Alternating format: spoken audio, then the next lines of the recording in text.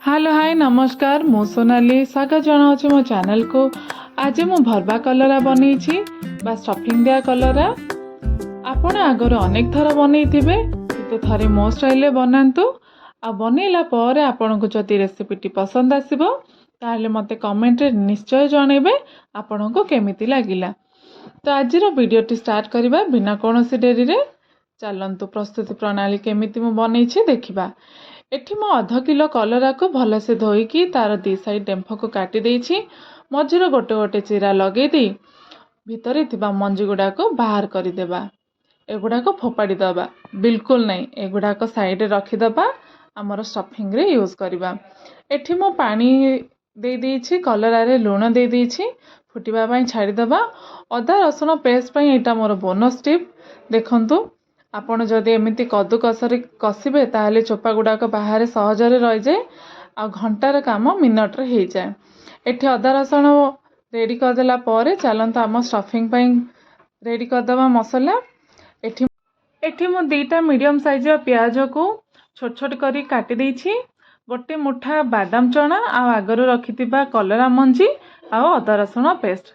चलंतु एबे आमे स्टफिंग पई रेडी करबा मसाला।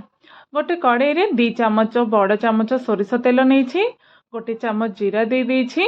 जीरा गुड़ाक आमर भल से फुटिला परे सेथिरे पियाज को जो काटिकी रखी सेटा दे देछि।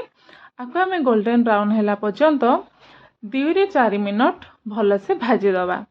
भाजी देला परे एठी आमर अदा रसुण पेस्ट मु दे देछि जोटा कद्दूकस रे रेडी करथिली।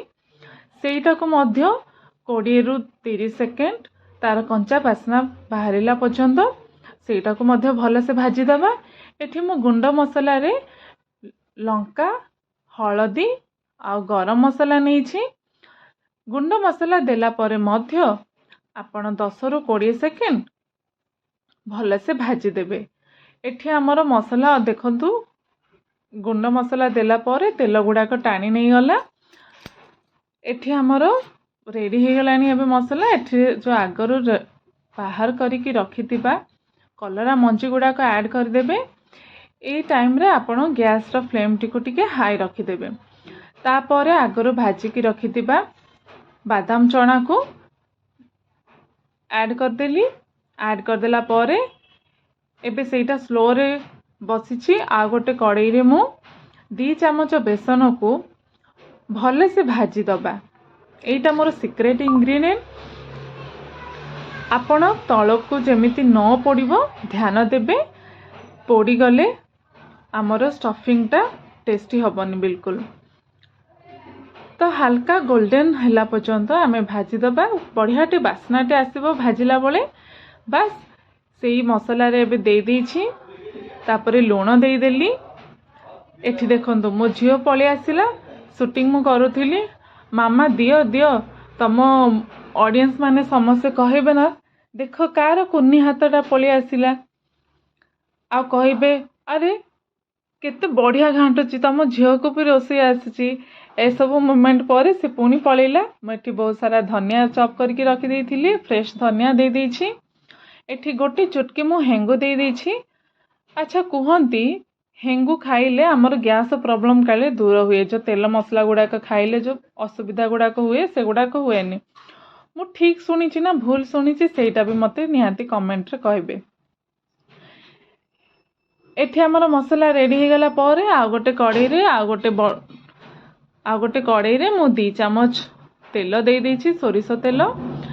एठी देखंतु मोर आधा किलो कलरा पई स्टफिंग रेडी है। जेतिकी भी मु कलरा नहीं सब गुड़ा रे मु स्टफिंग पूरा भरी भरी देछि।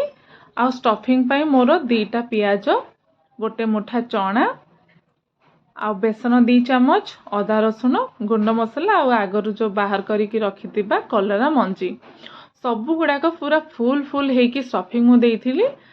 झियोर पुणी एंट्री हो गला। देखंतु पकोछि किंतु ताको डर लागुछि। तो मु कहूँ प्रथमे बड़ बड़ गुड़ाक तेल साइड रे दे तो से पुणी पळे आसला मते डिस्टर्ब करिया पय। डिस्टर्ब नहीं मते भी भल लगे तो मु ताको सिखौछि एमिति स्लो रे थोइबु। देख हाँ पुणी पळेला हे गला तार। तार सांग भी गोटे आसी ता सहित खेलुची मझिरे मझिरे मो सहित आसिक टाइम पास करके पलाउची। तो सब गुड़ाक आपण कड़ाई रे भलसे देदेला आमको प्राय गोटे 20 मिनट लगे लो टू मीडियम फ्लेम रे चारिपटरू आपण क्रिस्पी हैला पर्यंत गोटे बढ़िया गोल्डन ब्राउन आसला पर्यंत आपण चारिपटरू ताकू भाजी देबे। बस हो गला आमर कलरा स्टफिंग रेडी। आपण जदि वीडियो रे पार्ट पर्यंत पळि आसिलेनी ताले चैनल को सब्सक्राइब करंतु, वीडियो टी को लाइक करंतु। Thank you for watching. जय जगन्नाथ। देखा गोटे वीडियो रे।